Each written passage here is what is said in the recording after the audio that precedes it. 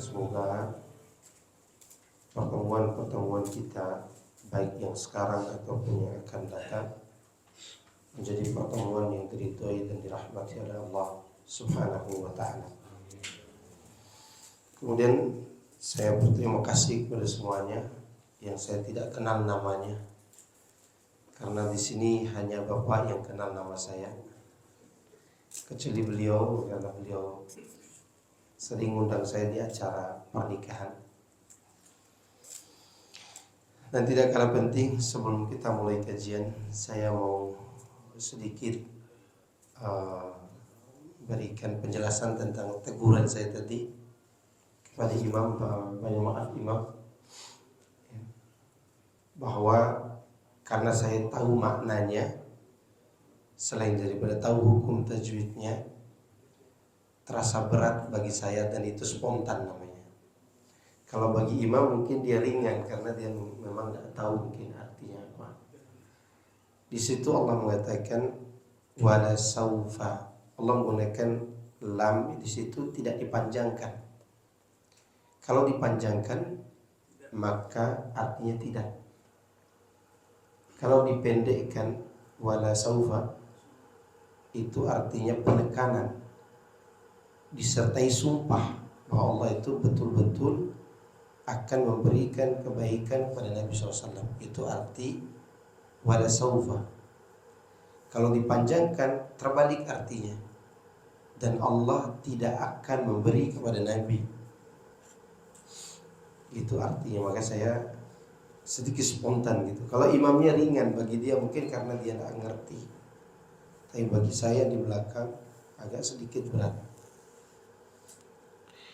Tapi itu sedikit saya sampaikan dulu dan saya mengucapkan banyak maaf. Baik, insyaallah di pagi hari ini kita akan membahas tentang 4 hal yang fardu ain untuk diketahui oleh semua orang. Ini bukan fardu kifayah, tapi fardu ain. Ada 4 perkara yang kalau ditinggalkan oleh seorang muslim maka dia akan berdosa. Apa 4 perkara itu? Yang pertama, ilmu. Yang kedua, mengamalkannya. Yang ketiga, mengajarkannya atau mendakwahkannya. Yang keempat, bersabar. 4 hal ini wajib kita ketahui dan berusaha kita hidupkan dalam kehidupan kita sehari-hari. Dan 4 perkara ini disebutkan oleh Allah di dalam surat Al-Asr. Wal asri innal insana lafi khusr illa alladhina amanu wa 'amilus shalihat wa tawassaw bil haqqi wa tawassaw bis sabr. Demi masa, sesungguhnya manusia itu berada dalam kerugian. Manusia yang disebut di sini seluruh manusia, kecuali, berarti ada yang dikecualikan. Berarti kalau sudah dikatakan seluruh manusia akan merugi, kemudian dikecualikan, maka yang dikecualikan itu jumlahnya pasti lebih sedikit daripada aslinya.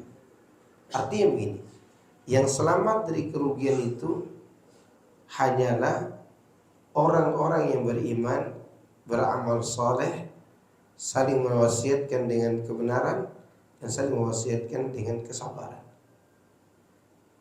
Hanya ini orang yang tidak akan merugi. Maka oleh karena itu Imam Syafi'i mengatakan tentang ayat ini, "Lau tadabbara an-nas hadhihi surah lawasi'atuhum." Seandainya manusia merenungkan surat ini, maka surat ini akan mencukupi mereka di dalam memberikan nasihat. Kenapa? Karena surat ini mengeluarkan kita dari kerugian. Asalnya manusia itu rugi semuanya. Bahkan asalnya manusia jahil, tidak mengetahui apa-apa. Sehingga dari sini kita dapat memahami bahwa banyaknya manusia terhadap suatu pemahaman itu tidak menunjukkan kebenaran. Kenapa? Karena Allah menyebutkan innal insana lafi khusr. Asal kebanyakan manusia itu merugi. Ya. Dan itu didukung oleh firman Allah dalam ayat yang lain, wa in tuti' aktsara man fil ardi la yudilluka an sabilillah. Jika kamu menuruti keinginan kebanyakan orang, maka mereka akan menyeretmu pada kesesatan. Maka Rasulullah SAW waktu diutus, beliau tidak berdiri pada pemahaman mayoritas, tidak. Dia akan berdiri pada pemahaman yang dia nanti dari Allah. Demikian juga pengikutnya. Mereka akan menunggu ada wahyu atau tidak terhadap pemahamannya. Nah, seperti itulah iman dan amal soleh. Kita bahas satu-satu dari 4 hal tadi. Tadi kita katakan 4 perkara ini fardu ain, ya wajib. Fardu ain untuk diketahui oleh setiap muslim. Dalam artian tidak bisa diwakili oleh sebagian kita, harus semuanya yang tahu. Kalau sholat jenazah cukup sebagian orang yang melakukannya, maka telah gugur kewajiban yang lainnya. Itu namanya fardu kifayah. Kalau ini fardu ain, harus setiap individu yang melakukannya, sebagaimana kita melakukan sholat 5 waktu. Tidak bisa kita wakilkan sholat. Tolong dong ente sholatin buat anak. Tidak mungkin. Dia harus sholat sendiri, sholat 5 waktu itu. Seperti itu juga memahami 4 hal ini. Kalau kita berbicara tentang poin yang pertama, yaitu ilmu. Nah, apa kaitannya dengan surat Al-Asr? Kan di surat Al-Asr itu kan tidak disebut ilmu, tapi disebut iman. Illal ladzina amanu, tidak disebut illal ladzina alimu, tidak. Jawabannya adalah orang tidak akan dikatakan beriman kalau dia tidak pernah mengetahui apa yang dia yakini. Karena iman itu terbentuk dari ilmu. Makanya orang yang beriman yang dimasukkan ke dalam kuburan, lalu dia bisa menjawab 3 pertanyaan dalam kubur. Ditanya oleh Allah, ditanya oleh malaikat Munkar dan Nakir, "Man rabbuka?" Dia jawab, "Rabbi Allah." "Wa ma dinuka?" Apa agamamu? Dia jawab, "Dini al-Islam." "Wa ma hadzal rajulul ladzi bu'itsa fikum?" Siapa gerangan laki-laki yang diutus di tengah-tengah kalian? Dia menjawab, "Huwa Rasulullah." Dia adalah utusan Allah. Maka malaikat bertanya dengan pertanyaan selanjutnya, "Wa ma ilmuka?" Ini pertanyaannya seperti itu. Apa ilmumu? Pertanyaan ini disebutkan dalam syarah Musnad al-Imam Ahmad. Arti daripada pertanyaan ini, dari mana kau tahu Allah Tuhanmu, Muhammad Rasulullah, dan Islam agamamu? Kok kamu bisa tahu? Kata dia kepada Allah Subhanahu wa taala dalam riwayat Al-Imam Ahmad, dan riwayat ini sahih, "Qara'tu kitab Allah fa'amantu bihi wa saddaqtu." Dulu sewaktu di dunia aku mempelajari Al-Quran. Artinya dia mengilmui wahyu Allah SWT, belajar wahyu. Setelah itu apa yang kupelajari ku imani. Setelah diimani ku benarkan dalam bentuk amal. Maka inilah kenapa iman itu tidak bisa terbentuk kecuali dengan apa? Ilmu. Bapak-bapak tidak akan percaya kepada seorang jika orang tersebut tidak pernah bapak ketahui. Ya enggak? Namun ketika kita sudah mengenalnya, ketika kita sudah tahu sifat-sifatnya, maka apa yang disampaikannya kita akan percaya. Dan itu pun kepercayaan kita kepada manusia relatif sesuai dengan pengetahuan kita tentang dia. Misalnya, ada tetangga kita sekolahnya insinyur dan dia arsitek. Dia datang kepada kita, saya mau membuat gambar masjid untuk area musola ini. Kemudian saya akan menggambarnya dengan sebagus-bagusnya. Tapi gambar saya ini akan saya jual misalnya 50 juta. Kita tahu dia ini seorang insinyur arsitek. Maka dengan kepercayaan tinggi kita akan katakan, baik, kami akan membayar gambar Anda seharga itu. Kenapa kita berani? Karena kita punya kepercayaan bahwa dia ini memang sekolahnya di mana? Arsitek. Sekarang kalau ada ustadz seperti saya ngomong seperti itu, maka otak reptil kita bekerja di situ. Ustadz kapasitas dia apa? Kami tidak pernah tahu ustadz itu sekolah arsitek gitu. Ketika satu sifat ini tidak dikenal, maka Anda akan menolak seorang itu dari perkataannya. Maka oleh karena itu kepercayaan tidak akan terbentuk kecuali setelah kita mengenal dan mengilmuinya. Maka itulah arti daripada sebuah keimanan.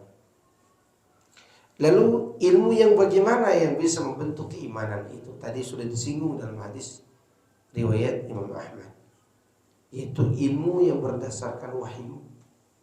Kalau kita berbicara agama, kalau bicara arsitek, ilmunya berdasarkan kuliah tertentu, mata kuliah tertentu. Kalau kita berbicara tentang ilmu pertanian, tentu rujukannya pada minimal IPB lah. Ilmunya belajar di mana? Di IPB. Kalau berbicara tentang masalah teknologi, mungkin di ITB, ya kan? Kalau berbicara masalah penelitian setelah itu, ya mungkin di Puspitek. Tapi ketika kita bicara agama, kita tidak akan ambil dari Puspitek, wala di arsitek atau yang lainnya. Kita akan ambil di mana? Di wahyu, itu ilmunya. Karena sebuah kepercayaan harus dibentuk dari ilmu yang pasti. Maka makna ilmu, kalau diartikan ilmu itu secara meluas, secara umum, ilmu artinya idraku syai' ala ma huwa alaihi atau ala wajhi ma huwa alaihi idrakan jaziman. Ilmu itu adalah mengetahui sesuatu sesuai dengan bentuk aslinya dengan pengetahuan yang pasti. Itu arti sebuah ilmu. Kalau saya menduga-duga, itu bukan ilmu namanya, itu prasangka. Itu apa? Prasangka. Contoh prasangka yang yang kadang benarnya lebih banyak daripada salahnya. Misalnya Bapak Imam tadi di waktu subuh didatangi tamu di rumahnya. Tamu itu nanya, Bapak di mana ya? Kemungkinan dia ke musola. Kalimat kemungkinan ini namanya dhon. Kenapa dikatakan dhon? Karena memang kebiasaan dia setiap subuh ke musola. Ya. Walaupun terkadang di waktu subuh itu mungkin dia ke masjid raya. Tapi kebiasaan dia karena dekat dengan daerah sini, dia akan ke musola. Karena kebiasaan ini, maka kata istrinya kemungkinan dia ke musola. Tadi tidak kasih tahu dia mau kemana. Karena biasanya kalau waktu sholat datang dia ke situ. Nah, kemungkinan ini namanya dhon, dan ini mendekati ilmu. Ada lagi prasangka yang salahnya lebih banyak daripada benarnya. Contoh masih berkaitan dengan imam tadi.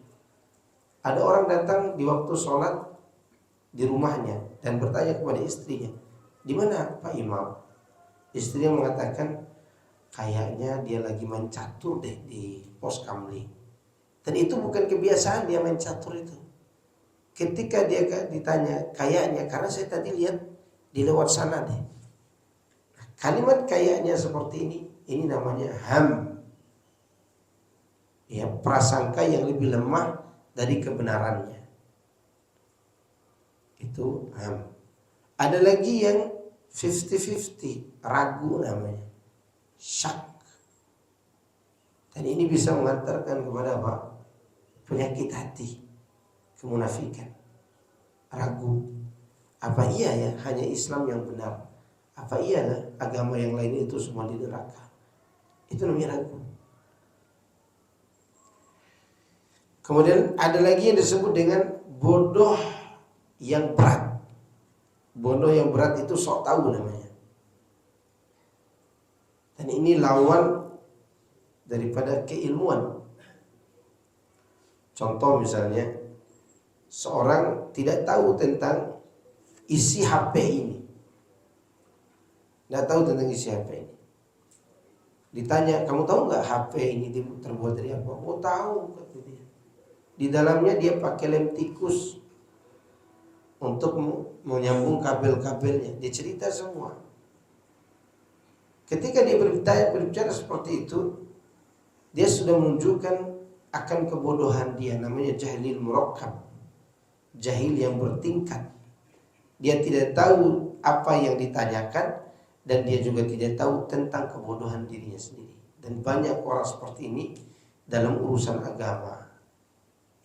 Sok tahu tentang apa? Agama. Nah, ini berbahaya.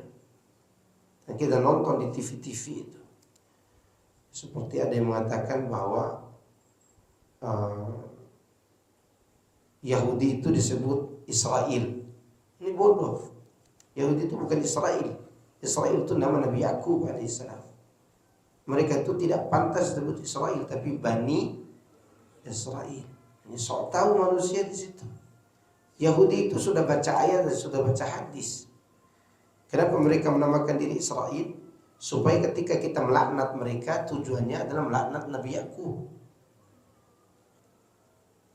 Maka keliru kita melaknat Israel, itu keliru.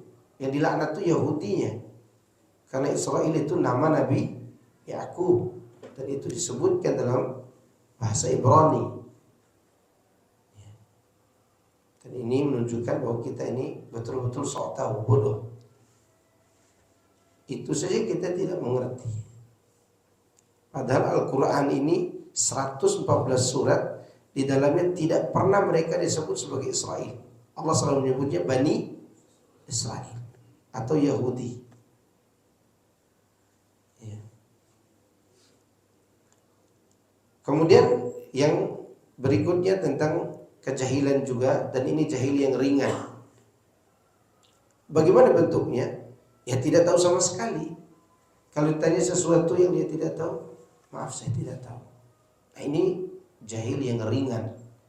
Kenapa? Karena dia tahu dirinya tidak tahu, maka dia tidak berani menjawab, tidak berani berbicara. Seperti misalnya sekarang orang bicara tentang Hamas, tentang Fatah, tentang Palestina. Dia tidak pernah ke sana, tidak pernah meneliti atau nanya siapa yang tahu tentang itu. Lalu dia bicara, nah ini masalah. Jahil murakkab yang ini.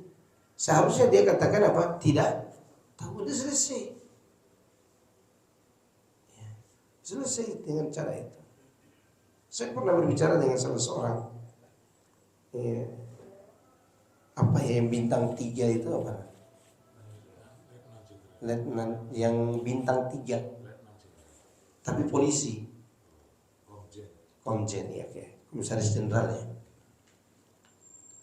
Dia pernah ke sana ke Israel, ke Yahudi itu. Dia bicara tentang kondisi di sana. Bahwa di kubu Yahudi juga ada orang Islam dan dia peringkat kedua dari agama aslinya. Dan terkadang yang melempar Yahudi itu sendiri ya Yahudinya juga, tapi Yahudinya Muslim. Ya, dan itu juga dikorbankan oleh Zionisnya. Terus ketika saya bertanya tentang itu, apa dia katakan? Supaya Ustadz lebih punya ilmu lagi tentang mereka. Ini jawaban bijak dari beliau. Nanti kalau sudah aman, saya akan bawa Ustadz ke sana. Kita jalan berdua dan kita akan masuk ke daerah itu biar ada tambahan sedikit pengetahuan. Baru kita kan bisa jawab pada pertanyaan orang. Hari ini kan masih kayaknya, oh ini kayak konspirasi Hamas, kayak konspirasi. Gimana? Apalagi sekarang tersebar berita tentang Saudi nelpon dengan Netanyahu misalnya gitu.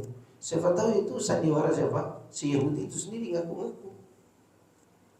Dan kita ini banyak yang so tahu tentang urusan-urusan besar.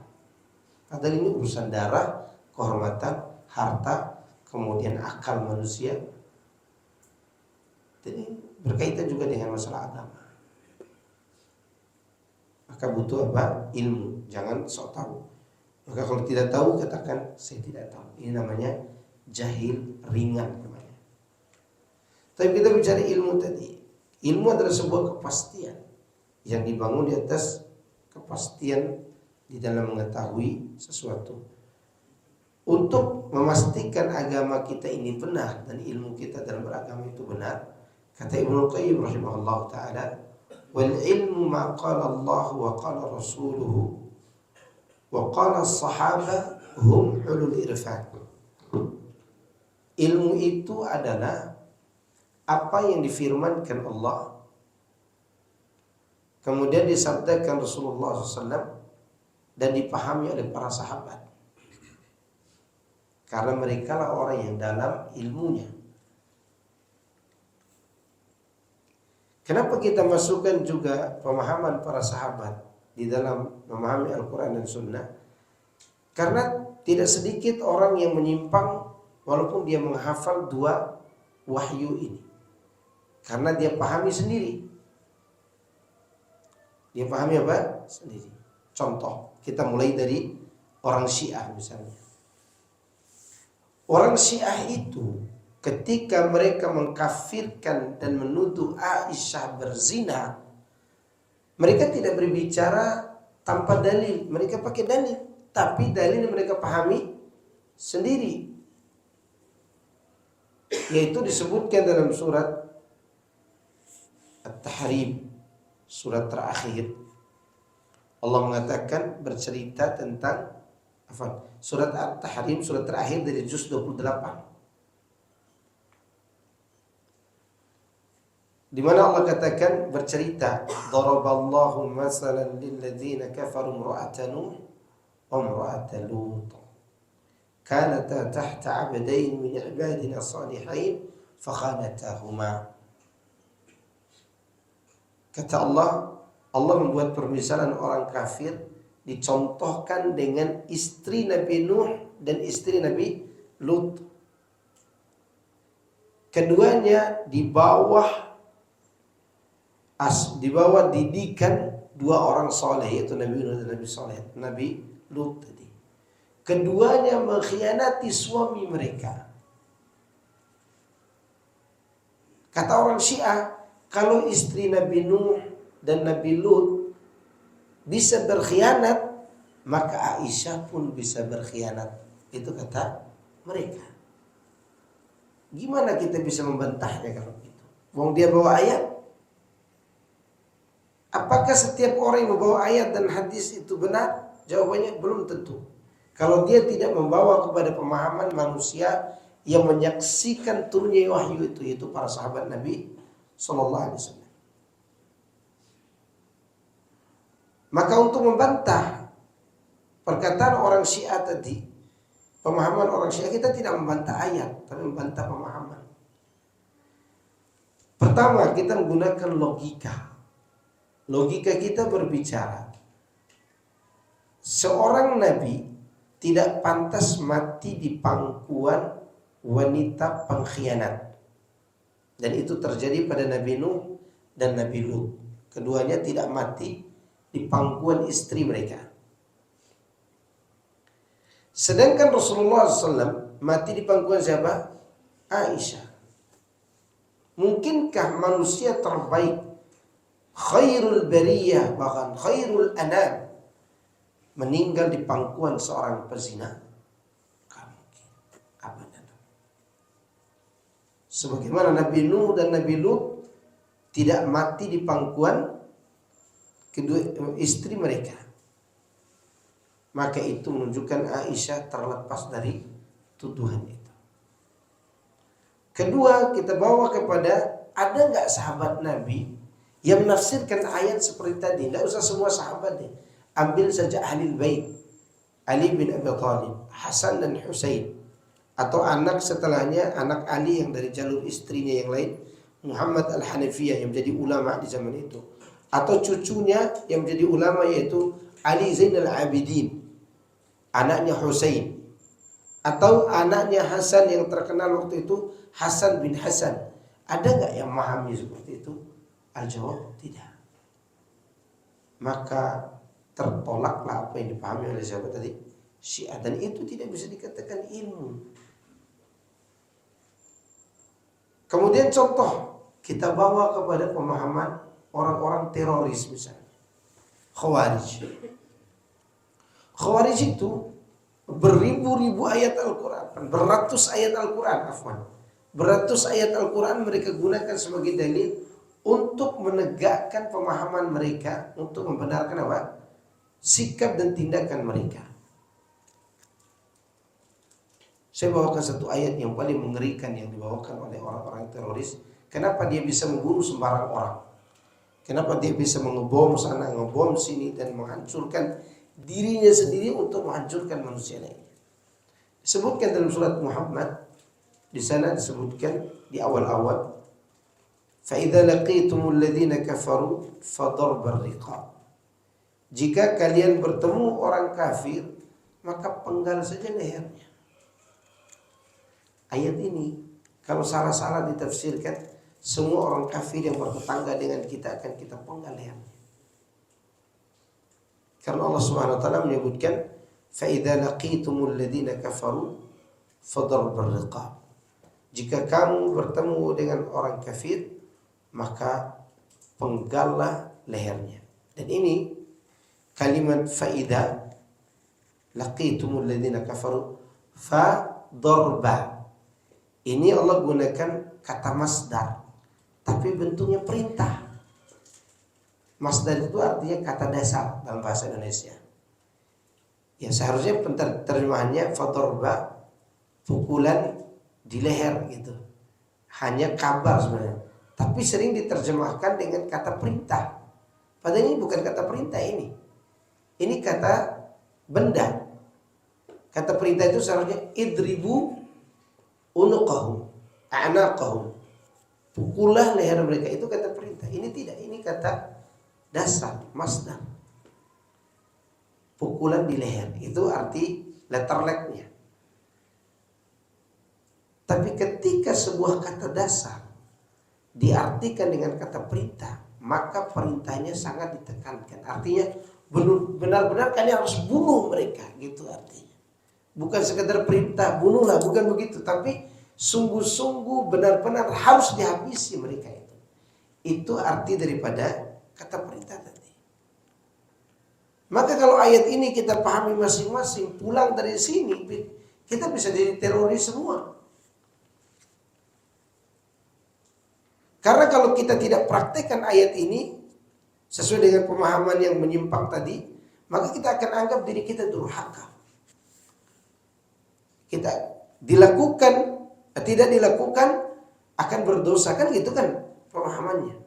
Sedangkan banyak sekali orang kafir tinggal di perumahan. Maka kita jawab, ayat ini tidak bisa kita pahami dengan pemahaman kita, tapi dipahami dengan apa? Pemahaman bagaimana cara para sahabat memahami ayat yang mulia ini. Yaitu mereka padukan ayat ini dengan ayat lainnya, yaitu yang ada dalam surat Mumtahanah, di mana Allah katakan di surat Al-Mumtahanah, la yanhaakumullahu 'anil ladzina lam yuqatilukum fid-din wa lam yukhrijukum min diyarikum an tabarruhum wa tuqsitu ilaihim. Allah tidak melarang kalian untuk berbuat baik kepada orang-orang kafir yang tidak memerangi kalian dan tidak mengusir kalian. Sedangkan di ayat tadi kita disuruh membunuh, di ayat ini tidak dilarang berbuat baik. Berarti ada yang harus kita pahami dari dua ayat ini. Apa itu? Kafir itu tidak satu jenis. Itu yang kita paham. Maka para ulama kita membagi kafir ada berapa? 4. Kafir dhimmi, yaitu tetangga kita yang hidup setiap hari dengan kita, namanya kafir dhimmi. Yang kedua kafir mu'ahad, negaranya dengan kita berbeda, tapi antara negara dia dengan kita ini menjalin hubungan perdamaian. Yang ketiga kafir musta'man, negaranya berperang dengan negara kita, tapi begitu dia datang dengan jaminan keamanan dari negara kita, maka haram dibunuh. Tiga-tiganya haram dibunuh. Lalu yang disuruh bunuh tadi mana? Yang keempat, kafir harbi namanya. Nah, begini cara kita memahami sebuah ilmu dan sebuah wahyu. Oleh karena ini sekali lagi dengan contoh-contoh tadi kita bisa dapat pahami bahwa ilmu itu tidak bisa dibatasi dengan pemahaman kita, harus dibawa kepada pemahaman yang lebih tinggi lagi. Dan ini berbahayanya kita di zaman ini. Sebagian orang mendoktrin orang lain agar berpegang dengan pemahaman dia. Dan lebih menyedihkan lagi doktrinnya, kalau kamu tidak ikut gurumu, kamu kualat, ya kan? Dan ini sering kita dengar. Gara-gara itu saya dulu tuh pernah jadi teroris. Saya dulu pernah jadi teroris di tahun 2001 atau 2002. Karena guru-guru kami hanya bawa pemahaman dia sendiri. Sebelumnya saya bukan teroris, sebelumnya saya tarekat. Tarekat yang udah bisa lihat Tuhan tuh. Ya. Karena kalau sudah bisa lihat Tuhan, sholat aja tidak apa-apa ditinggalkan. Dan ini juga didoktrin. Kata guru saya, kalau kamu belajar dengan giat, kamu akan menjadi orang yang tinggi. Saya belajar, udah bisa lihat Tuhan, Tuhannya setan. Ya. Setelah itu saya galau waktu itu, kemudian saya pindah ke pengajiannya para teroris. Karena tidak masuk akal Tuhan bisa dilihat. Ketika saya diteroris pun saya tetap mengawas diri, karena sebelum ini saya pernah didoktrin. Jangan-jangan ini doktrin juga. Tidak ada wahyunya, tidak ada pemahaman yang benar. Terus setelah itu memutuskan untuk masuk pondok pesantren. Ditipu oleh ahli agama. Ternyata penjahat yang paling jahat itu bukan preman. Penjahat yang paling jahat itu adalah ahli agama yang mendoktrin kita pada sebuah pemahaman yang jauh dari pemahaman para sahabat radhiyallahu taala anhum ajma'in. Sederet ayat dibawakan, tapi semuanya sesuai dengan keinginan guru kita masing-masing.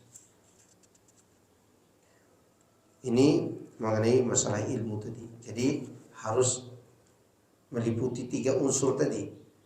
Wahyu dari Al-Quran, kemudian sunnah, dan pemahaman pendahulu kita, sahabat Nabi, kemudian tabi'in. Setelah sahabat itu tabi'in. Tabi'in itu contohnya Ali Zainal Abidin, Muhammad Al-Hanafiyah, Atta bin Abi Rabah, kemudian Ibrahim An-Nakhai, kemudian Qatadah bin Di'amah, Ikrimah, Mujahid. Ini tabi'in. Di Madinah misalnya Sa'id bin Musayyab. Kemudian di Irak ada waktu itu Ibrahim An-Nakhai. Di Mekah ada Atta bin Abi Rabah. Di Yaman ada Abu Muslim Al-Khawlani. Ada juga Uwais Al-Qarni. Nah, ini orang-orang tabi'in yang hidup setelah zaman sahabat. Mereka juga kita ambil pemahamannya, seperti Hasan Al-Basri. Kemudian di bawah tabi'in ada tabi'ut tabi'in. Di antaranya Abu Hanifah, Imam Malik, Imam Syafi'i. Di bawahnya generasi keempat. Di situ ada Imam Ahmad, Imam Bukhari, Imam Muslim, Abu Dawud, An-Nasai, At-Tirmidzi, Ibnu Majah, dan juga ada Al-Imam Ad-Darimi. Itu generasi-generasi yang berhak kita ambil pemahaman mereka dalam memahami agama, agar betul-betul terbentuk keagamaan kita yang bersifat ilmiah sesuai dengan apa yang kita pelajari. Kalau orang berasumsi Guru saya itu bisa terbang, bisa jalan di atas air. Ilmiahnya dari mana? Kita ini butuh ilmu, bukan butuh khayalan. Kalau kita melihat orang itu benar dengan sekedar asumsi karena dia bisa jalan di atas air.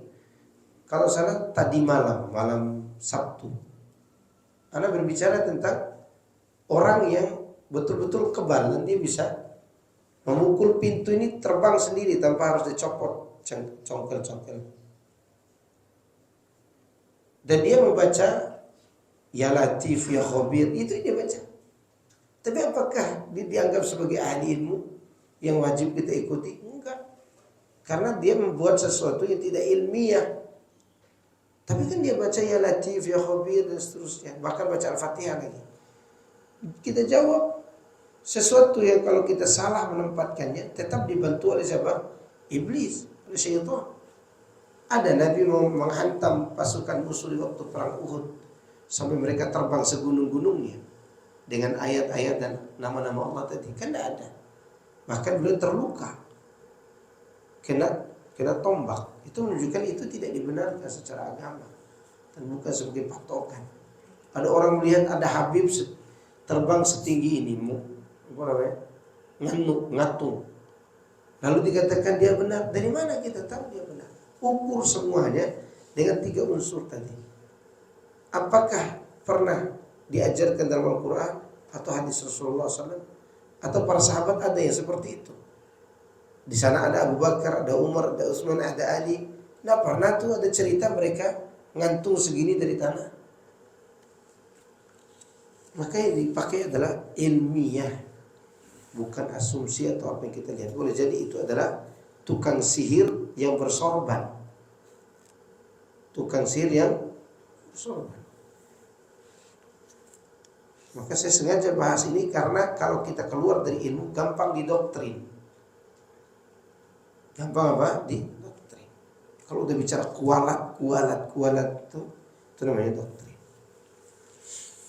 Tapi ilmu ini akan mengantarkan hati kita kepada tunduk di hadapan kebenaran yang Allah Subhanahu wa taala wahyukan kepada Nabi Muhammad sallallahu alaihi wasallam.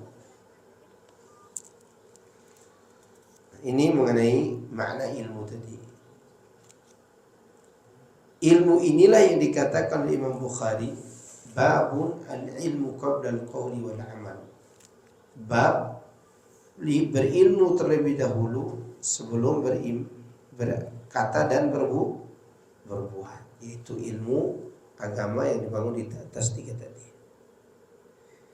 Orang kalau jahil tentang 3 hal ini, apalagi dia menganggap saya ini memperjuangkan agama, dia akan membunuh dirinya sendiri dan orang lain, baik yang dibunuhnya fisik atau hati. Kan ada kematian hati, fisik masih hidup. Dan ada juga gara-gara salah paham ilmu, dia membunuh orang lain atau dirinya sendiri. Tadi sudah saya contohkan teroris. Demikian juga kelompok Syiah yang berani mati demi imam mereka. Maka jangan heran ada acara di Karbala setiap hari. Setiap acara Karbalanya itu mereka mukul diri kan, sampai berdarah-darah. Itulah tanda kebodohan itu. Maka Ibnu Qayyim menyebutkan wal jahlu da'un qatilun wa shifaa'uhu amrani fi at-tarkib muttafiqani. Nasun min kitabin aw min sunnatin wa tabibu dzakal 'alim rabbani. Kebodohan dalam agama ini bisa membuat seorang membunuh. Jadi bisa membunuh pelakunya. Jadi kebodohan itu penyakit yang dapat membunuh. Obatnya 2. Cari wahyu, yaitu Al-Quran dan Sunnah. Yang kedua, yaitu yang tahu resepnya. Kan gitu. Kalau Al-Quran dan Sunnah ini obat, maka yang tahu resepnya siapa? Setidaknya apoteker, kan begitu. Maka dalam Islam yang tahu resep 2 ini adalah ulama Rabbani. Pimpinannya adalah para sahabat Nabi SAW. Baru kita lolos dari kegaduhan-kegaduhan ini. Ya, ini mengenai ilmu. Taib. Tadi dikaitkan ilmu dengan iman. Sa'di rahimahullah ta'ala mengatakan ketika menafsirkan surat Al-Asri, illa alladhina amanu bi ilmihim. Kecuali orang yang beriman dengan apa? Ilmu mereka. Ya. Baru terbentuklah iman yang nantinya akan menghimpun 3 perkara iman itu. Akidah, ibadah, akhlak. Berilmu dulu, kemudian iman. Nah, iman ini mencakup 3 hal. Akidah, apalagi ibadah, apalagi akhlak. Salah satunya hilang, cacat keimanan kita. Makanya ada orang bagus akidahnya, kelihatan bagus akidahnya, bagus juga ibadahnya, tapi akhlaknya buruk. Nah, cacat dia dengan akhlaknya. Ada juga akhlaknya bagus, tapi ibadahnya amburadul, akidahnya rusak. Ini juga akan menjadi lebih buas dari binatang ternak, walaupun akhlaknya bagus. Makanya kita tertipu di TV ini ada ustadz ngajarin akhlak, tapi tidak pernah kita temukan mengajarkan la ilaha illallah Muhammad Rasulullah. Padahal itu akidah. Dan kita sering tertipu dengan itu. Banyak orang mengajarkan akhlak, tapi ketika akidahnya rusak, dialah perusak akhlak itu sendiri. Contoh saya contohkan. Di zaman Rasulullah SAW ada seorang yang bernama Uqbah bin Abi Mu'id. Jadi namanya Uqbah bin Abi Mu'id pakai ain. Uqbah ini selama 6 tahun Rasulullah SAW berdakwah di awal-awal keislaman, datangnya Islam ini, sehelai rambut pun dari kepala Nabi SAW tidak pernah dia cabut, apalagi memukulnya. Karena Uqbah ini dermawan, baik, semua orang mengenalnya dengan kedermawaannya. Tidak terkecuali siapapun yang dia undang, dia pasti menjamunya dengan jamuan istimewa, termasuk Rasulullah SAW. Padahal dia musyrik. Lihat, kemusyrikannya berarti akidahnya rusak. Tapi akhlak begitu mulia. Dikatakan dalam sebuah riwayat bahwa Uqbah ini pernah mengundang Nabi ke rumahnya untuk makan. Nabi datang. Harapan Nabi dia masuk Islam. Sallallahu alaihi wasallam. Kata Uqbah, "Ya Muhammad, silakan makan jamuanku." Kata Rasulullah SAW, "Tidak. Aku tidak akan makan." Kenapa? Kata Uqbah. "Sampai engkau mengakui agamaku yang benar, baru aku akan makan makanan." Uqbah karena makanannya kepengen dimakan oleh Nabi, dia katakan, "Iya, agamamu benar." Tapi waktu itu dia tidak mengucapkan 2 kalimat syahadat. Lalu Rasulullah SAW makan, namun berita tentang keislamannya tersebar di mana-mana. Ini menunjukkan isu itu cepat menyebar. Dulu tidak ada Android, tidak ada Facebook, tidak ada Twitter, dan yang lainnya tidak ada. Tapi berita ini bisa sampai ke negeri Syam, karena dia ini orang baik, dermawan, Uqbah ini. Tersebarlah berita sampai ke Syam, Palestina, Suriah, Lebanon, Yordan, itu Syam. Ya, itu daerah Syam. Maka terdengarlah berita oleh temannya di Syam bahwa Uqbah masuk Islam. Dia pun datang ke Mekah untuk memboikot siapa? Uqbah, karena pindah agama. Karena Uqbah ini tidak takut kepada Abu Jahal, tidak takut kepada Abu Lahab, dia tidak takut kepada Al-Walid bin Mughirah, karena setingkat mereka itu dalam ketokohan. Kecuali satu orang dia takuti, temannya yang ada di Syam. Nah, ini yang diminta untuk kembali supaya memboikot Uqbah ini agar dia kembali ke agama nenek moyangnya. Datanglah temannya itu dan dia tidak mau bicara dengan Uqbah. Uqbah bertanya kepada temannya. Dua orang yang buruk ini berbicara. Kenapa kau memboikot aku, kata Uqbah. Kata temannya, karena engkau telah mengikuti ajaran baru. Jadi kalimat telah mengikuti ajaran baru ini sejak dulu sudah ada. Kata temannya Uqbah, karena kau telah mengikuti ajaran baru yang dibawa oleh Muhammad. Ini yang disebut dengan doktrin. Menjatuhkan kebenaran agar orang tidak mengikutinya. Kata Uqbah, enggak pernah aku ikuti. Aku tidak pernah masuk Islam. Yang aku lakukan adalah aku mengakui kebenaran agamanya agar dia makan makananku. Kata temannya, aku tidak percaya sampai kau buktikan bahwa kau memang berseberangan dengan Muhammad. Apa dia lakukan setelah itu? Baik, aku akan buktikan bahwa aku tidak masuk Islam. Dia pun datang ke Ka'bah. Waktu itu Rasulullah SAW lagi sujud, dia injak tengkuk Nabi sampai Nabi tidak bisa bernapas. Ini orang yang baik akhlaknya berubah lebih buas dari binatang buas. Dia injak tengkuk Nabi SAW. Itu menunjukkan bahwa iman kita tidak bisa berdiri di satu sisi dari tiga hal ini. Harus tiga-tiganya. Iman itu dengan akidah, ibadah, dan akhlak. Nah, ini yang kita tuju daripada keilmuan kita tadi. Kita berilmu agar ke sini. Jangan berilmu itu mengoleksi ilmu saja. Hanya sekedar tahu. Kalau itu kita bisa cari di Google, ngapain ngundang ustadz gitu. Ngapain kita bicara duduk-duduk di majelis ilmu? Sekarang yang menjadi inti dari sebuah pengetahuan adalah lihat tiga hal ini. Sudah baik ke akidah kita, sudah benar ke cara kita beramal, sudah benar ke akhlak kita. Banyak orang bicara akhlak, sekali lagi mereka orang-orang yang lebih buruk mulutnya daripada orang yang tidak berakhlak. Contoh misalnya, banyak maaf, yang menyebarkan berita tentang temannya sebagai seorang teroris, seorang wahabi, seorang begini. Siapa? Premankah? Bukan. Orang-orang sholat di masjid. Orang-orang yang bersorban, orang-orang yang memakai atribut agama. Yang di TV mereka bicara akhlak, tapi mereka mulutnya tak bisa dijaga.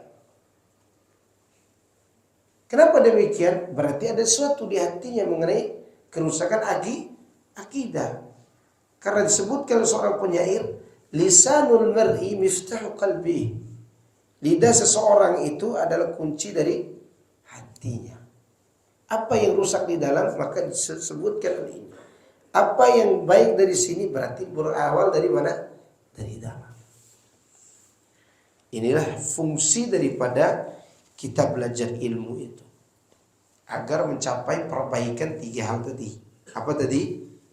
Akidah, ibadah, dan akhlak.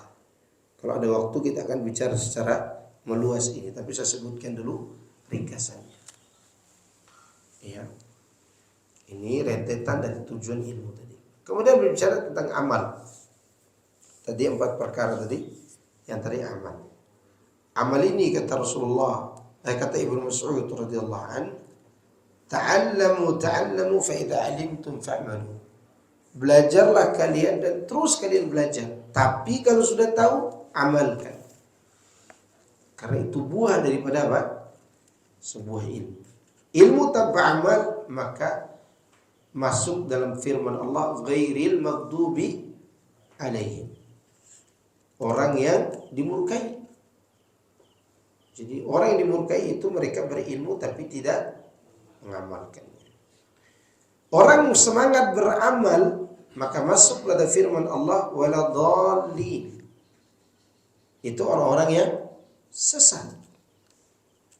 Orang sesat itu semangat beribadah tapi dia tidak berilmu. Maka harus sejalan dua-duanya. Ilmu dan amal. Baru terbentuk sebuah kekuatan. Dengan ilmu dan amal tadi. Orang Nasrani itu, bapak-bapak sekalian, azan Allah wa yakum, mereka orang yang semangat beramal tapi tidak punya ilmu. Yahudi itu mereka berilmu tapi tidak beramal. Itu keumuman dua kelompok ini. Coba Anda lihat, ada Yahudi melakukan Yahudinisasi? Nggak ada. Yang ada itu Kristenisasi.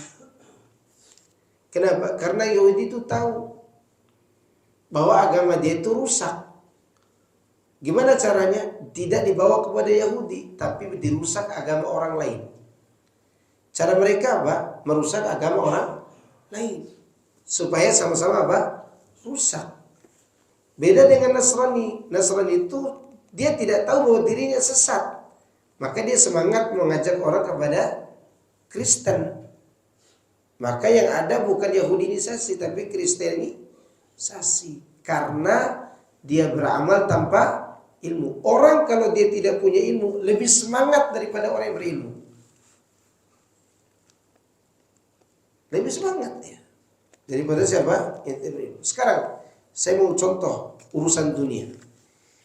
Yang semangat cross motor tanpa ada pertimbangan, Valentino Rossi atau cross balap liar? Balap liar. Kalau mereka yang ikut motor GP dengan lari yang begitu cepat itu, dia punya pertimbangan. Apa aja pertimbangannya? Pakaian safety, helm mahal, sepatu mahal. Kemudian lapangannya diperiksa dulu, jangan-jangan ada kerikil. Jangan kata ada kerikil, ada bulu ayam saja disingkirkan. Kenapa? Semuanya dibangun di atas apa? Ilmu tentang masalah itu. Kenapa? Menyangkut keselamatan pembalap. Nah, pembalap liar saking semangatnya, mau polisi tidur, polisi lagi mabok misalnya begitu, dia lari aja. Kenapa? Karena dia tidak punya ilmu, punyanya apa? Semangat. Itu urusan dunia. Maka agama pun begitu. Maka akan ada orang mabok agama dan seterusnya. Kenapa? Amal terus tak ada ilmu. Tidak punya ilmu. Dan ini juga akan membuat kita lemah. Oleh karena itu, ketika kita bicara amal, maka kita mengamalkan ilmu. Jangan seperti Yahudi. Kata Allah, kabura maqtan indallahi an taqulu ma la ta'lamun, ma la ta'malun, ma la taf'alun afwan. Sungguh besar kemurkaan Allah kalian berilmu, berbicara sesuatu yang kalian tidak lakukan. Ya. Dan Allah murkai itu. Tapi yang dimaksud di sini adalah mengamalkan yang wajib. Adapun yang sunnah boleh kita sampaikan ke orang, misalnya bapak tidak punya uang untuk pergi umroh. Ada orang punya uang untuk umroh, kita katakan, saudaraku, kau punya uang untuk umroh. Umroh itu besar sekali keutamaannya. Alangkah baiknya engkau pergi umroh. Sedangkan kita tidak melakukan. Ya, kalau umrohnya sunnah, arti umroh yang kedua, maka tidak apa-apa kita beritahukan kepada dia. Umroh terus. Padahal kita tidak mengamalkannya. Kalau urusan ini tidak masalah kita tidak berbuat. Hanya saja kita tidak mendapatkan keuntungan. Misalnya kita sholat sunnah atau puasa sunnah. Puasa sunnah lah kalian di hari Senin dan Kamis. Sedangkan kita tidak melakukannya. Dan ini tidak masuk dalam ayat tadi. Ya, yang tercela itu adalah dia menyuruh orang sholat 5 waktu, dia tidak sholat. Karena itu kewajiban. Walaupun yang sunnah juga tadi tercela, tapi dari sisi moral, bukan dari sisi dia berdosa.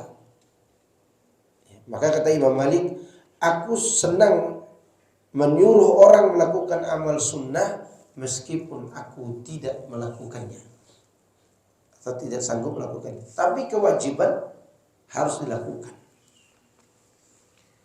Ini menunjukkan bahwa amal itu harus disertai dengan ilmu. Kemudian yang ketiga, saling menasihati. Makanya kenapa kita adakan kajian, kenapa kita adakan tegur menegur, itu namanya saling menasihati. Ya, saling tegur. Nanti kalau ada yang mengatakan jangan saling menyalahkan dong, kan gitu. Kalimat ini kalimat sebodoh-bodoh kalimat. Kenapa? Karena manusia dinalurikan untuk menyalahkan yang salah, ya enggak? Ada orang berbicara begini kepada saya, Ustadz, kenapa? Ustadz jangan saling menyalahkan. Saya tanya balik, sebentar dulu Pak, saya tanya balik. Anda lagi ngapain? Sekarang antum bicara ke anak, Ustadz jangan saling menyalahkan. Kan gitu kata antum. Saya tanya balik, antum lagi ngapain sekarang? Lagi menyalahkan saya. Berarti Anda dengan saya ini tidak ada jauh bedanya secara naluri. Kita tetap akan menyalahkan orang lain. Tapi yang harus kita ketahui adalah ketika kita menyalahkan orang lain, yang kita salahkan ini dibangun di atas ilmu atau tidak. Oh menurut saya, nah itu kalau sudah begitu menurut saya berarti. Kalau kita katakan menurut ilmunya, menurut dalilnya ini yang benar, itu yang salah. Nah, ini baru dibenarkan saling menyalahkan.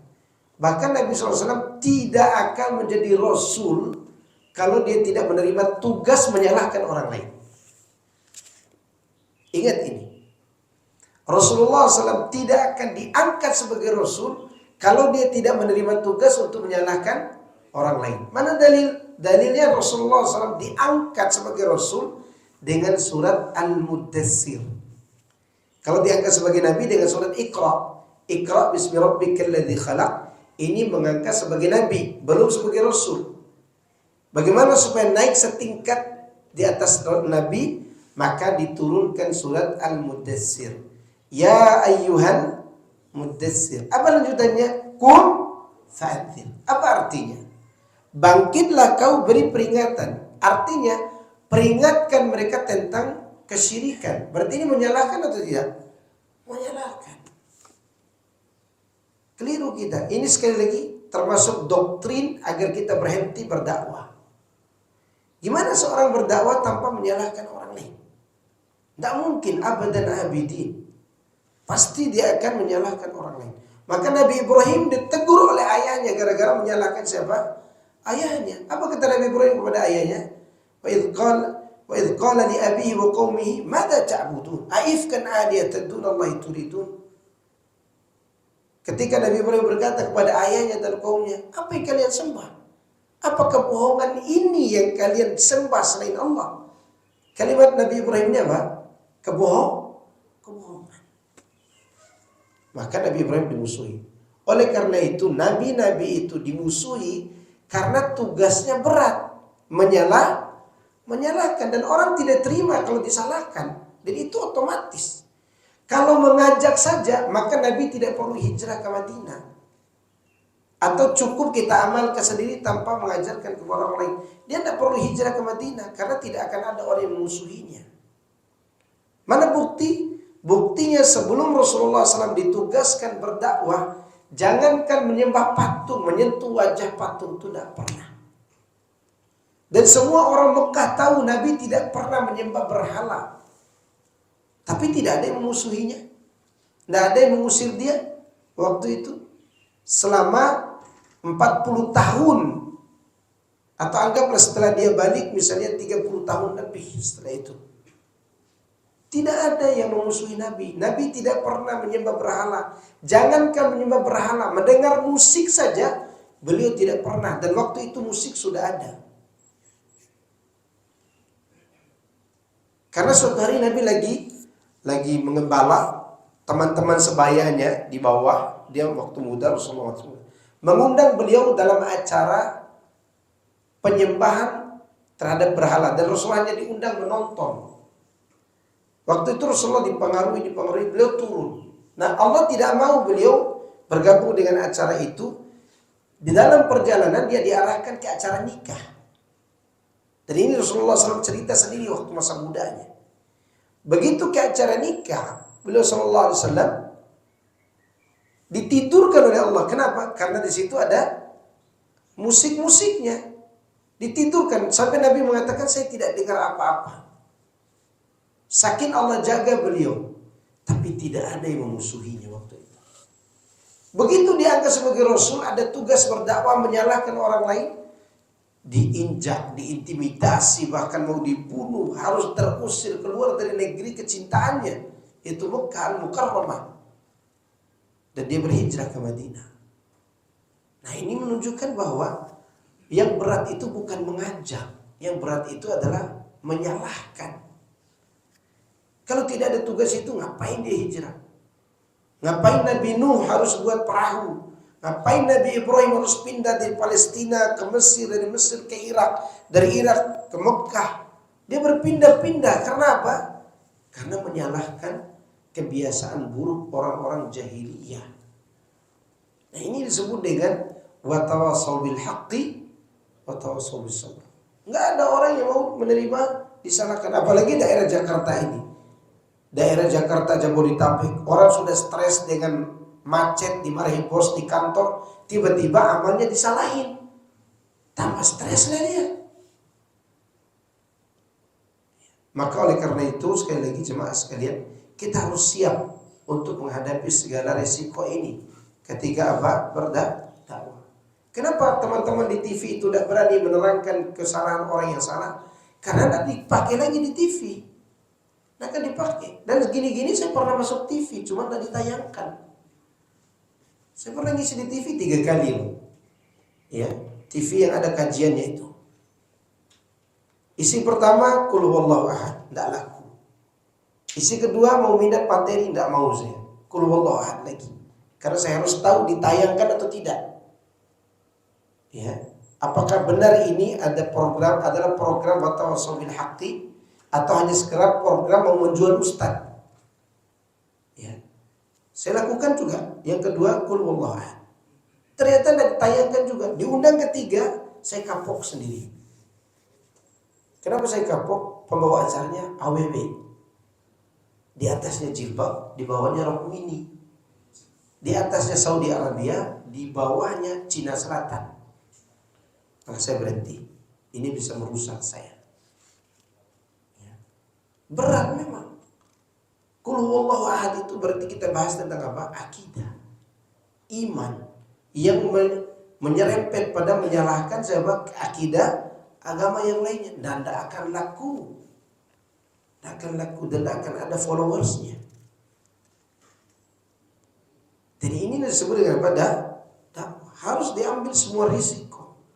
Kadang orang tidak mau bicara. Kenapa ente tidak mau bicara ini? Takut dan diundang lagi. Ajib.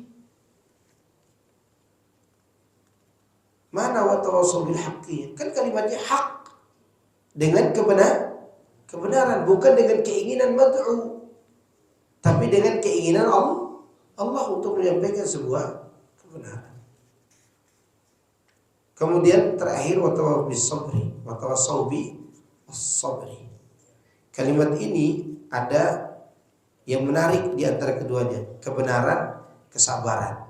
Kenapa ini diakhiri dengan kesabaran? Disebutkan dalam kitab Tashilut Tanzil yang dikumpulkan oleh Syekh Abu Abdillah Mustafa Al-Adawi, dan orangnya masih hidup di Mesir. Nanti antum kalau lihat di YouTube, Abu Abdillah Mustafa Al-Adawi itu penulisnya, dan dia punya beberapa jilid. Beliau sebutkan di sana di tafsir surat Al-Asr, apa kaitannya antara kebenaran dengan kesabaran. Kata beliau, diakhiri ayat ini dengan kesabaran karena setiap orang yang berpegang dengan kebenaran pasti diuji dengan dimusuhi. Maka dia harus siapkan satu modal yang bernama sabar. Sabar menghadapi manusia. Dan itu masuk dalam sabda Nabi SAW, sebaik-baik manusia adalah mereka yang berbaur dengan manusia lainnya dan sabar atas gangguan mereka. Kalau kita tidak sabar dalam berdakwah, ngapain kita dakwah di luar? Tinggal ngajar di pondok aja enak kan? Ada santri yang nurut, ada santri yang taat, ada santri yang kalau nakal bisa dihukum. Tapi karena kita diwajibkan untuk berdakwah dengan ilmu yang kita punya, di saat itulah kita harus siapkan satu modal yang pertama apa? Sabar. Ya, itulah kenapa Allah mengakhiri surat Al-Asr itu dengan watawassaw bi as-sabri. Nah, saya kira cukup. Ini bisa saya sampaikan. Kalau kita suatu hari nanti dipertemukan kembali oleh Allah dalam kajian ini, maka insya Allah kita akan melanjutkan pembahasan mengenai hal-hal ini. Nanti akan kita bahas tentang 3 landasan utama, mengenal Allah, mengenal Nabi-Nya, mengenal agama Islam, dan itu insya Allah akan kita bahas nanti. Atau sudah ada Ustadz yang bahas? Belum. Nanti insya Allah. Dan lebih bagusnya lagi kalau diberikan bukunya, buku 3 landasan utama. Dan ini bukunya ada dua bentuk. Ada yang asli matan, ya, masih dalam bentuk matan, ringkas segini. Saya sih anjurkan beli yang itu, yang ringkas. Ya mungkin harganya tidak sampai 15.000 lah, atau 30.000. Tidak sampai mungkin. Ada yang syarah. Syarah itu artinya penjelasan dari kitab itu. Saya lebih menganjurkan beli dulu matannya, karena dinasihati oleh Ustadz Firanda hafizahullah, ya cukup diberikan pemahaman-pemahaman yang instan tentang kitab ini, agar kita lebih paham tentang 3 landasan utama, yaitu mengenal Allah, mengenal Nabi-Nya, dan mengenal Muhammad SAW. Dan itulah pintu ilmu. Pintu apa? Ilmu. Agar kita bisa belajar berantai namanya. Berantai. Kan selama ini kita cuma diajarin pada acara-acara keagamaan. Pulang kajian ditanya, tadi isi kajiannya apa ya? Wow, ustaznya lucu katanya. Yang dibawa pulang apa? Ustaznya lucu. Ustaznya ganteng. Itu yang diceritakan ke keluarganya. Maunya kita pulang dari sini, ketika anak dan istri kita bertanya apa yang dipelajari di masjid, la ilaha illallah syaratnya ini, Muhammad Rasulullah syaratnya ini. Pernah diajarkan kan? Nggak pernah kita diajarkan.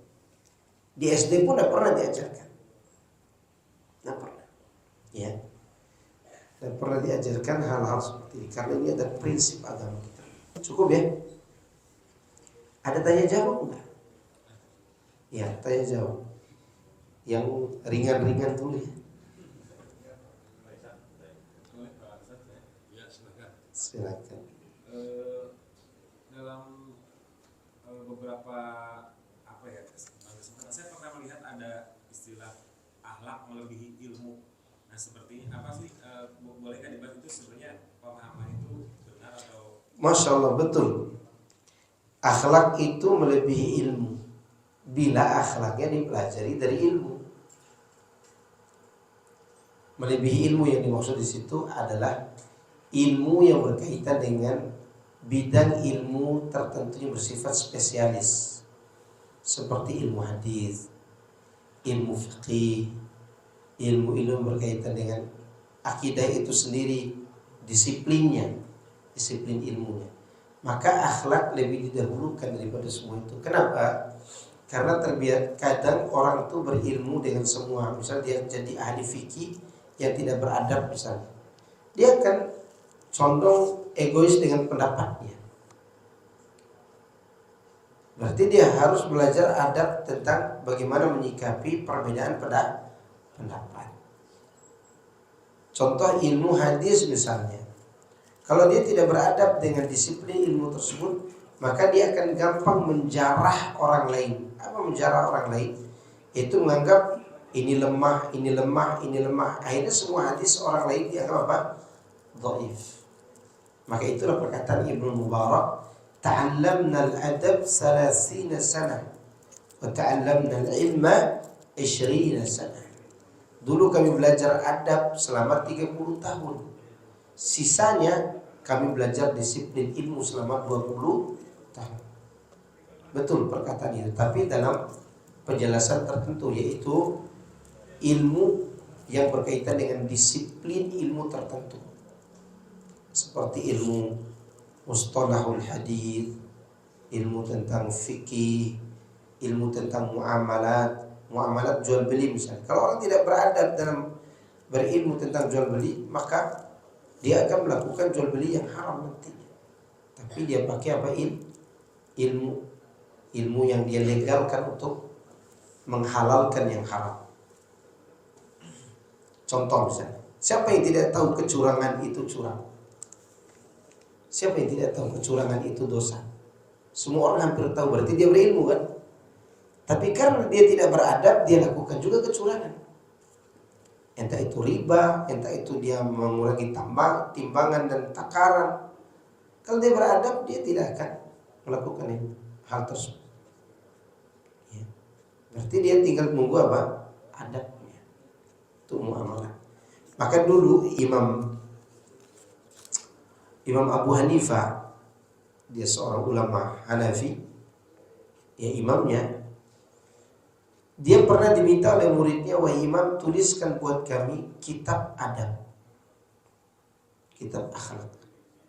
Apa yang dia tulis? Dia tulis kitab muamalah ekonomi, jual beli. Dimutanya oleh muridnya, apa kaitannya antara adab dengan ekonomi? Apa kata beliau?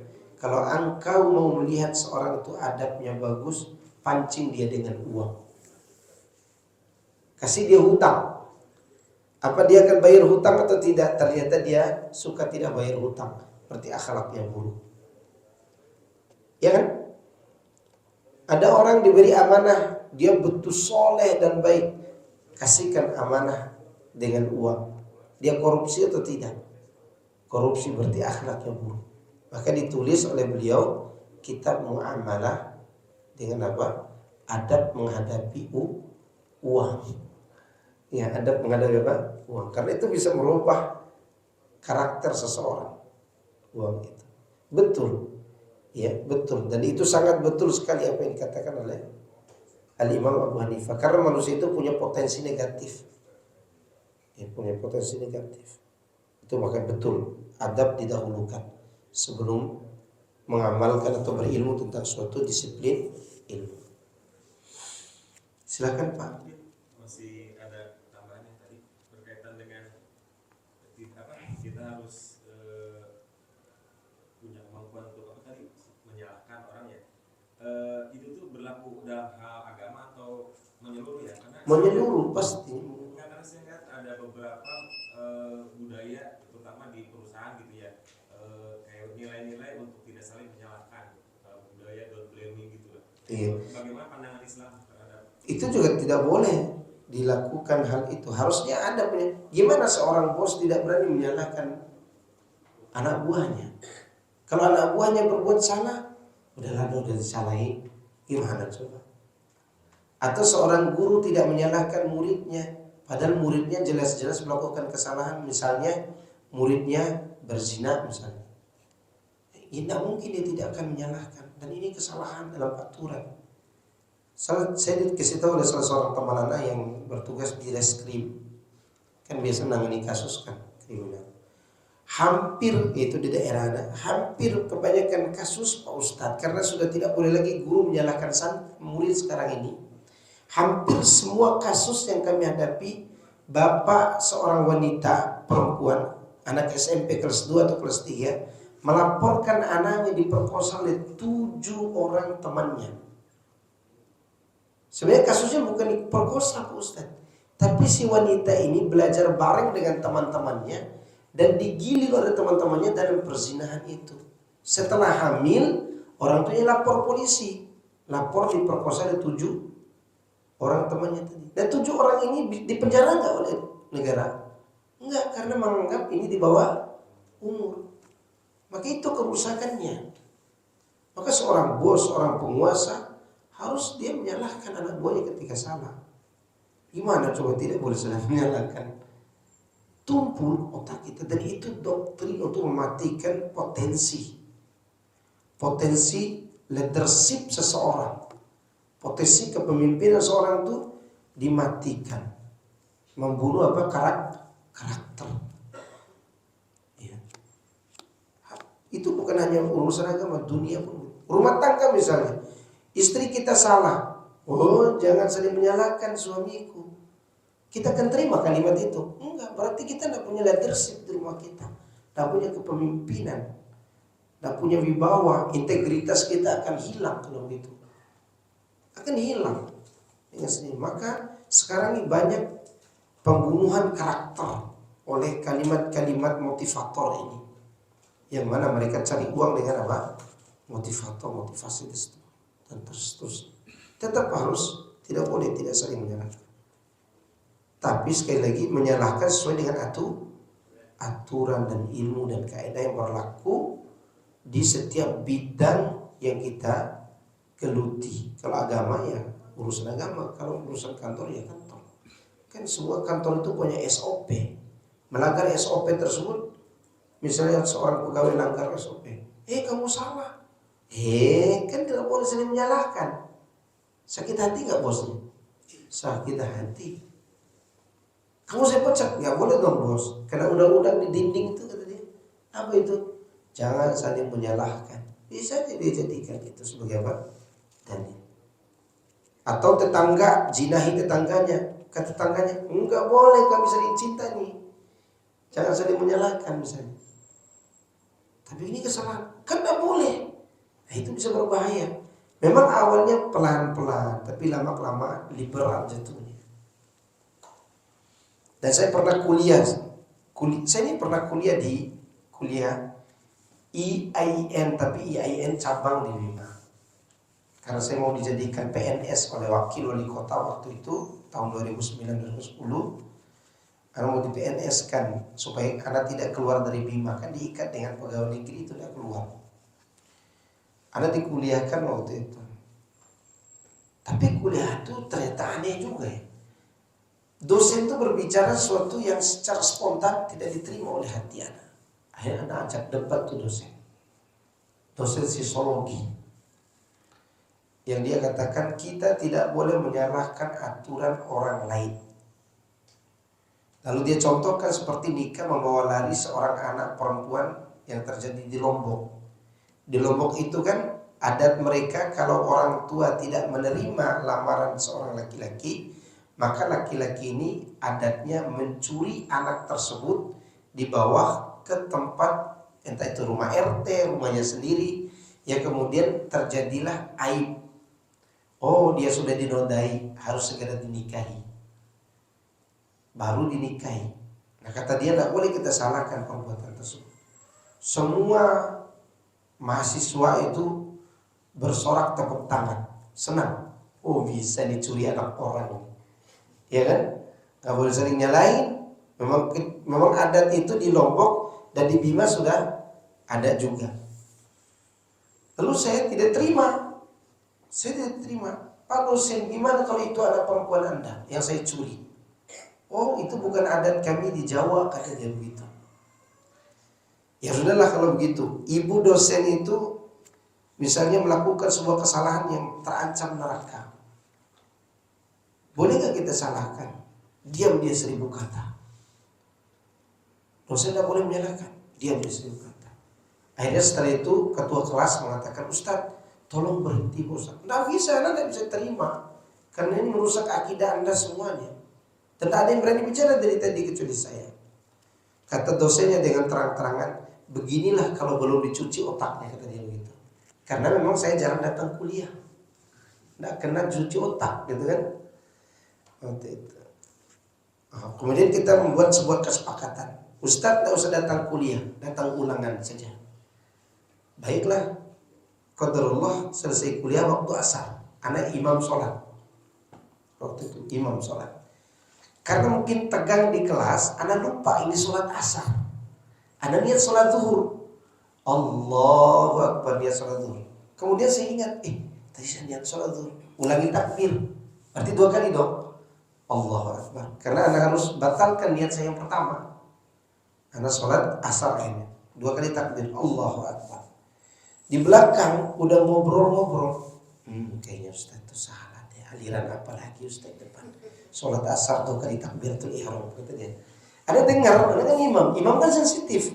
Omongan semut aja didengar oleh imam. Karena dia sensitif kan. Selesai sholat. Jangan dulu bangun semua ya, dikit dulu, nanti saya mau bertanya kepada semuanya. Semua siswa mahasiswa itu tutup. Saya zikir, saya bertanya, bagaimana menurut kalian kalau takbir yang saya lakukan tadi adalah ajaran saya? Semua protes, oh tidak boleh Pak Ustadz, itu adalah merupakan kesesatan. Tuh kalian salahkan juga kan? Kan kata dosen tadi tidak boleh salah, dosennya pas depan anak, di belakang anak pas. Kata Pak dosen kan tidak boleh dialakan ajaran orang lain, dosen cuma ya udahlah Ustaz, tidak usah debati lagi. Makanya jangan sembarangan bicara dan bilang. Itu kenapa saya di dalam kelas berdebat dengan beliau ini. Karena begini kondisinya. Kalau saya katakan ini ajaran saya, kalian mau apa? Terus kenapa Ustaz takbir 2 kali? Saya lupa tadi karena terlalu tegang dengan Pak dosen. Saya niat sholat zuhur. Saya batalkan dulu berarti. Kemudian saya niat lagi sholat asar. Oh begitu Pak Ustaz. Iya, kalau begitu Pak Ustaz, tidak usah datang kuliah lagi ya. Tidak datang kuliah, betul tidak datang kuliah. Kemudian saya datang ulangan dan dikasih ijazah. Kemudian ijazah itu saya kasih stempel ijazah haram. Itu menunjukkan apa? Rusak kalau kita tidak bisa menyalahkan orang lain. Tidak terima naluri kita. Tidak terima. Wong anak kita dipukul-pukul orang, kita tidak salah kan gimana? Jangan Pak Ustaz, tak boleh dianain orang gimana? Seperti kejadian yang ada sekarang ini. Ya, istri dipandang orang, dipegang orang. Masa kita tidak nyalakan juga? Di mana cemburu kita? Tapi sekir cukup ya. Subhanakallahumma wa bihamdika, asyhadu an la ilaha illa anta, astaghfiruka wa atubu ilaik. Assalamualaikum warahmatullahi wabarakatuh.